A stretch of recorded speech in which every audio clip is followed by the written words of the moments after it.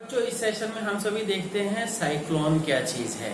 Cyclone क्या है कि आप सभी नाम सुने होंगे सुनामी का, फैनी का, और साइक्लोन वगैरह अगर आता है तो पूरी तरह से जान लीजिए, अभी उड़ीसा वगैरह में आया था, 1 महीना तक लाइट वगैरह पूरी गायब हो गई थी। बहुत मतलब डिस्ट्रक्शन करता है, ठीक है। और वो क्या है कि इतना मतलब समुद्र में से उठता है, ठीक। क्या होगा कि समुद्र की मतलब सी वाटर को ही सन रेडिएशन से हीट होगी और पानी गर्म हुआ, पानी गर्म होने से क्या है, स्टीम बनी, ठीक, या वेपर्स बनी, वेपर्स ऊपर चली जाएंगी और जिसके कारण से लो प्रेशर क्रिएट हुआ। लो प्रेशर क्रिएट हुआ और क्या ऊपर जाके ये वेपर्स क्या की क्लाउड्स में बदल गई और वही क्या है, लो प्रेशर एरिया बड़ी तेजी से ये लैंड एरिया की तरफ जाता है और क्या है, लैंड एरिया में बहुत ज्यादा डिस्ट्रक्शन क्रिएट करता है, ठीक है। तो आप सभी क्या है कि किसी भी उसका डिस्ट्रक्शन जैसे सुनामी का था, फैनी का था, तो ऐसे वैसे अभी कितने सारे आते रहते हैं, तो जिसके कारण से कोस्टल एरियाज में रहना बड़ा रिस्की रहता है, ठीक है। बच्चों घूमने टहलने के लिए जाने के लिए तो बड़ा अच्छा लगता है, पर क्या है, जो वहाँ आदमी इंसान रहता है उसी को मालूम रहता है कि ये कैसी जगह है, ठीक है। तो देखते हैं, है ना। तो बच्चों अब ये है, इसकी डिफिनेशन क्या है कि साइक्लोन इज ए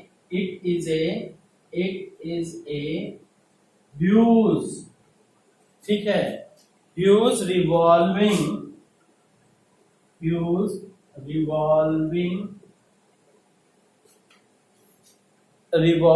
स्टॉर्म, ठीक है।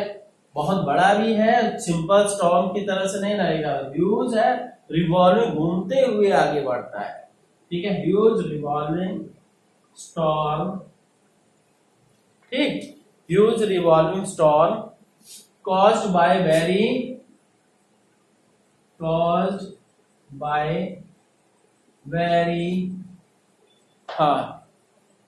high speed winds, very high speed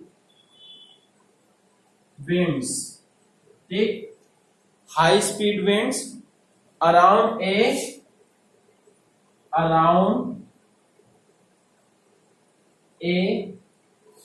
central area of low pressure,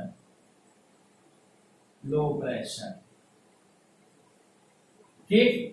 तो ये क्या है कि ह्यूज है, पहली बात बहुत बड़ा है, और स्टॉर्म है, रिवॉल्विंग स्टॉर्म है, और caused by very high speed winds, और नेक्स्ट क्या है, लो प्रेशर, ठीक है। सेंट्रल जो एरिया होता है लो प्रेशर होता है, जिसके कारण से वो सारी चीजें ऊपर जाती हैं। तो अब क्या है, तो यहां से जैसे आप बच्चों जान लीजिए कि ये आप सभी की बुक्स में भी फिगर दे रखा है कि जैसे इस तरह से मैं बताऊंगा कि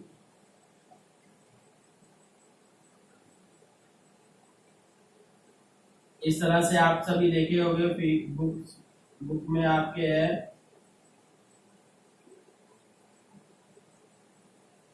है ना।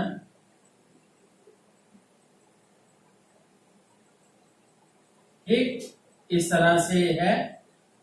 तो और ये क्या है, लगभग इसका रेडियस मान के चलिए, डायमीटर इसका 10 किलोमीटर से 30 किलोमीटर रहता है, ठीक है। 10 किलोमीटर से 30 किलोमीटर से रहता है। और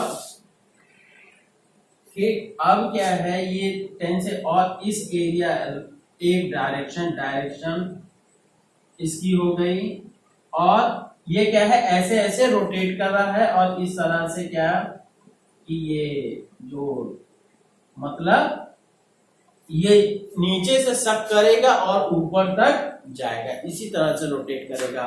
और इसका रेडियस क्या है 10 से 15, सॉरी डायमीटर क्या है 10 से लेके लगभग 30 किलोमीटर तक रहता है। ठीक है, मतलब ऐसा नहीं कि टॉर्नेडो क्या छोटा सा था, टॉर्नेडो में क्या है 100 मीटर का भी होगा रेडियस, 100 या 200 बस, जबकि इसमें क्या है कम से कम 30, मतलब 10 से लेके 30 किलोमीटर तक रहता है, मतलब बहुत ज्यादा एरिया जिसको अफेक्ट होता है। और इसके मिडिल ये क्या है, इसको आई बोलते हैं। ठीक, और अगर इस रेंज में कोई भी चीज पड़ गई तो वो तो पूरी तरह से बर्बाद हो जाती है। और इसके कारण से बच्चों ये भी जान लीजिए कि समुद्र की तरफ से ये आता है, और ये क्या है कि बहुत तेजी से, मतलब अपने साथ ही साथ क्या है सी वाटर को भी लेके आता है, और जिसके कारण से क्या है, जैसे सुनामी के समय में मान के चलिए लगभग 30-40 मीटर ऊपर तक क्या है वो पानी की लहरें उठी थी। ठीक है, 30-40 मीटर सोच लीजिए कि अगर आपका घर एक स्टोरी है तो आपका मतलब मान के चलिए कि लगभग 3-4 स्टोरी ऊंची बिल्डिंग्स तक, इतना ऊंची ऊंची समुद्र की लहरें उठती हैं। ठीक है, और जिसके कारण से ये कोस्टल एरियाज में चला जाता है, अंदर तक क्या है लगभग 10-20 किलोमीटर तक तो पानी चला जाता है। ठीक है, उसके बाद डिस्ट्रक्शन, जो आंधी तूफान के कारण से डिस्ट्रक्शन आता है वो तो अलग मैटर हो गया। ठीक है, तो इसलिए हम कहेंगे कि ये, अब एग्जाम्पल इसका क्या है, सुनामी, TSUNAMI।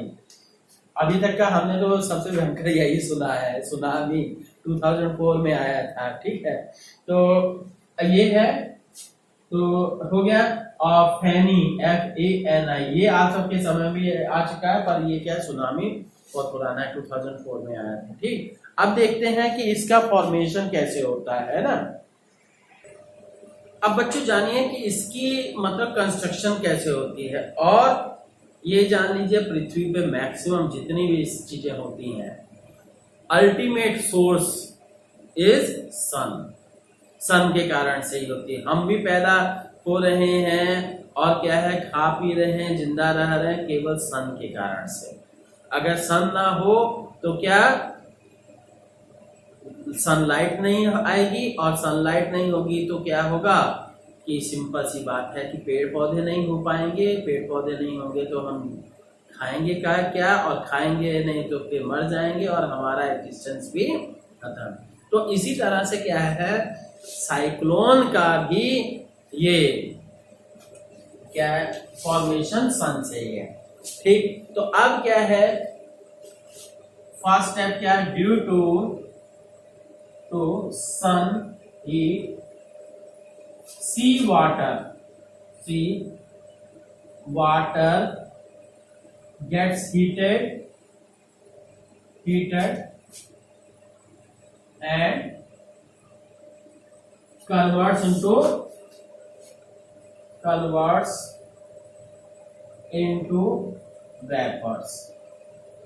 ठीक,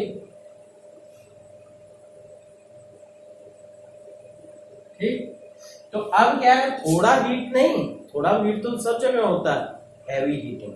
ठीक, और उसके बाद क्या है, converts into heat into vapours, and these vapours, water vapours rises up, these water vapours rises up, ये ऊपर उठती हैं क्या करने के लिए। ठीक है भाई, निश्चित बात है हल्की हो जाएंगी तो ऊपर उठेंगी, ऊपर जाएंगी तो क्लाउड्स बन जाएगा, rises up and condenses to clouds बन गए। ठीक, तो क्लाउड्स बनने के बाद एंड आल्सो वाटर वेपर्स ऊपर उठ गए, वहां की हवा जो सी की थी ऊपर चली गई तो क्या होगा, वहां नीचे क्या है लो प्रेशर हो जाएगा। ठीक,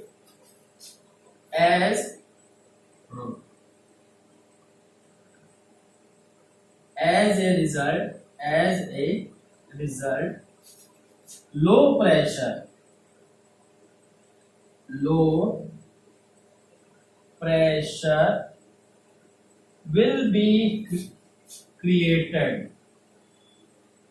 at sea surface. sea के सरफेस पे क्या है, लो प्रेशर क्रिएट हो जाएगा. क्लियर. और अब इसके बाद क्या है, लो प्रेशर क्रिएट हो गया तो देन ये due to other weather conditions. ठीक है, तो क्या होगा, ड्यू टू, अब देखिए, due to other weather conditions, ठीक है, a rotating wind system of wind, rotating system of wind around a low pressure area will which will move towards the land, which will move towards the land, which will move towards the land called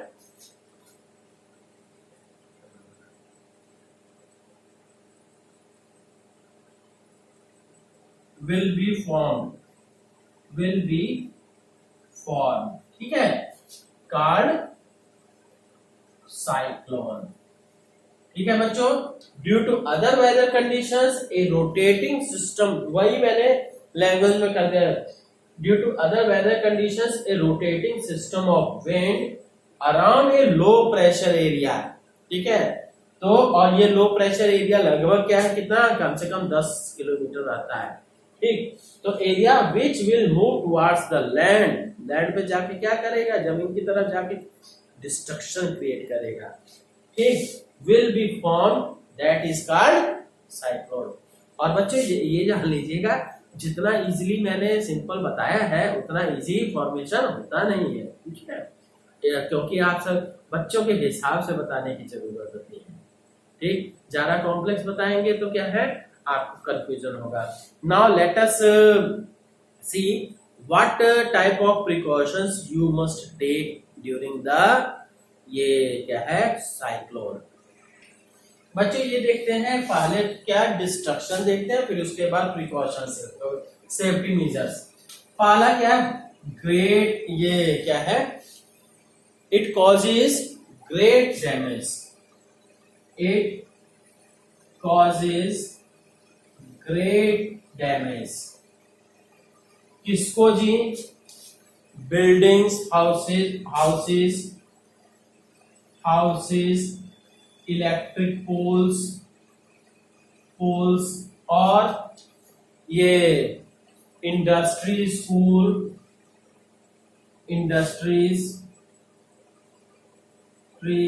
and schools. ठीक, etc, क्योंकि ये इतना heavy रहता है कि इसके कारण से, और इसका एरिया इतना बड़ा रहता है कि ये पूरी तरह से तहस नहस कर देता है. इलेक्ट्रिक पोल्स उखड़ जाते हैं, या तो पेड़ गिर जाते हैं उनके ऊपर, और महीनों भर क्या है, लाइट की स्थिति सही नहीं हो पाती है. ठीक है, और दूसरी बात क्या है कि नेक्स्ट हम देखते हैं क्या, कि क्योंकि ये फास्ट मूविंग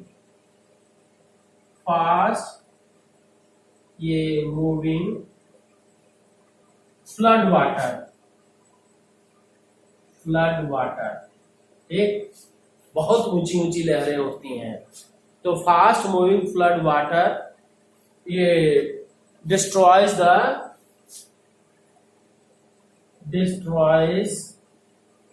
द रोड्स, सड़कें बर्बाद हो जाएंगी बड़ी तेजी से. अगर बाढ़ की स्थिति आ जाएगी तो सड़कें, roads, railway tracks, vehicles and EPC, जो भी आप सोच सकते हो। मतलब सोच लीजिए अचानक बाढ़ की स्थिति आ जाएगी, हाँ ये है, थोड़ी देर बाद खत्म भी हो जाएगी, पर उसका इफेक्ट क्या है, खत्म नहीं होगा। ठीक, अब इसके देखते हैं जी, हाँ व्हीकल्स हो गया, एनिमल्स हो गया, एंड सो ऑन, जो भी कर सकते हो। तो नेक्स्ट अब इसके बाद देखते हैं प्रिकॉशंस इसके। ठीक,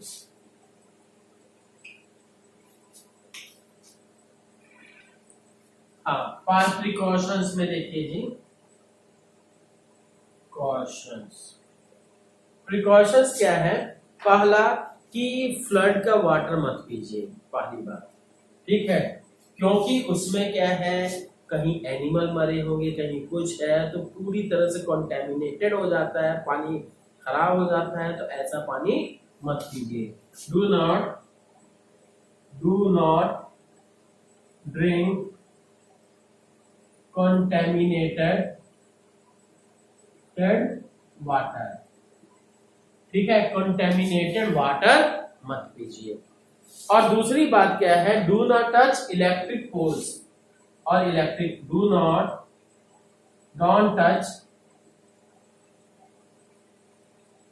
इलेक्ट्रिक वायर्स। और बच्चों ये जान लीजिए, इलेक्ट्रिक वायर में अगर करंट है या नहीं है, ठीक है, करंट है चाहे नहीं है, आपको एक जैसी ही लगेगी, पर छूने पे अंतर मालूम चल जाएगा, ठीक है। तो इसलिए कहते हैं इलेक्ट्रिक वायर्स को कभी भी टच मत करिए, चाहे आपको पता है कि लाइट है कि नहीं है, ठीक है। Don't touch electric wires, current हो सकता है, ठीक है।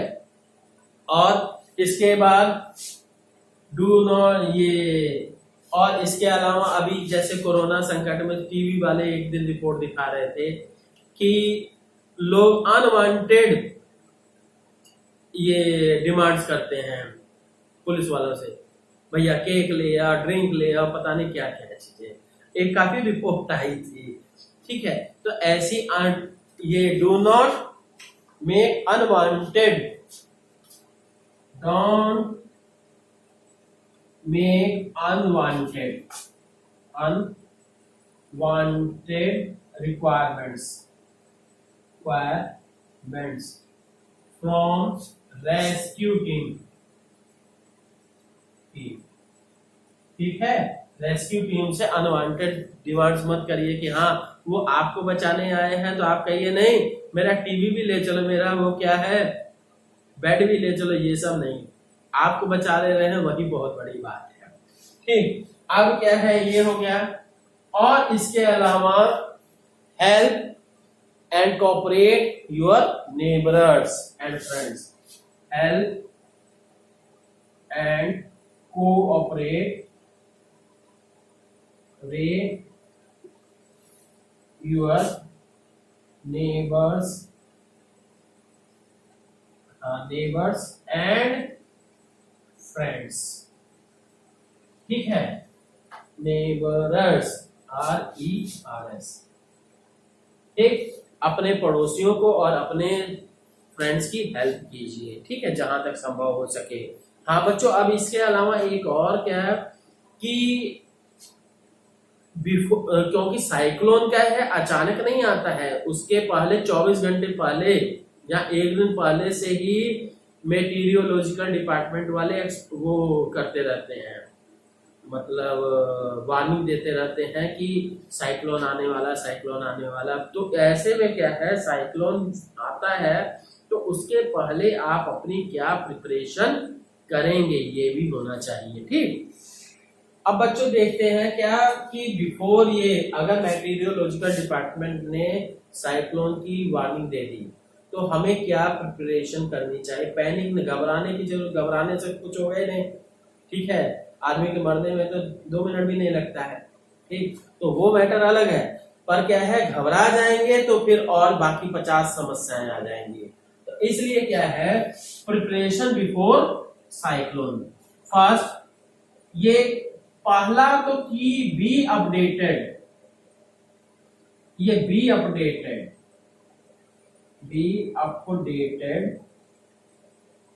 with news and warnings regarding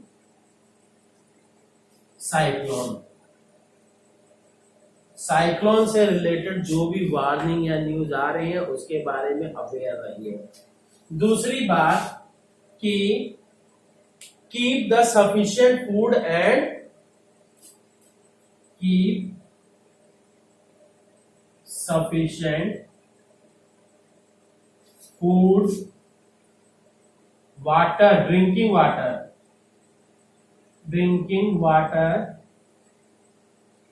blanket and medicine etc। ठीक है, कोई भी अगर मेडिसिन वगैरह रेगुलर है तो वो भी रख रखती है। ठीक, और फिर इसके बाद क्या है, इसके अलावा क्लोथिंग भी, कपड़े भी, मेडिसिन, क्लोथिंग वगैरह, सो ऑन। फिर नेक्स्ट है कि हाँ, मेक नेसेसरी अरेंजमेंट ऑफ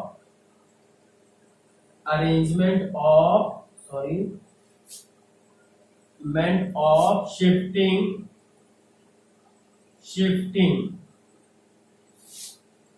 किसको शिफ्ट करने में, yourself as well as family and वो क्या है, एनिमल्स भी।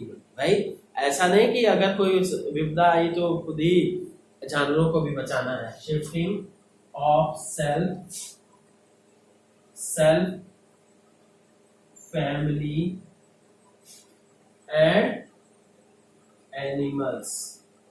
अगर कोई आप एनिमल रखते हो तो उसके लिए भी सोचने की जरूरत है। ठीक है, एंड ईटीसी। और अगर कोई फ्रेंड्स वगैरह हैं और उसके अलावा क्या है, आपके घर में कोई पियोन है या सर्वेंट है, उससे सबके लिए भी आप ही ध्यान रखें। ठीक है, आपका मतलब आप नहीं, आपके मम्मी पापा की बात कर रहा हूँ। ठीक है, ओके, थैंक यू।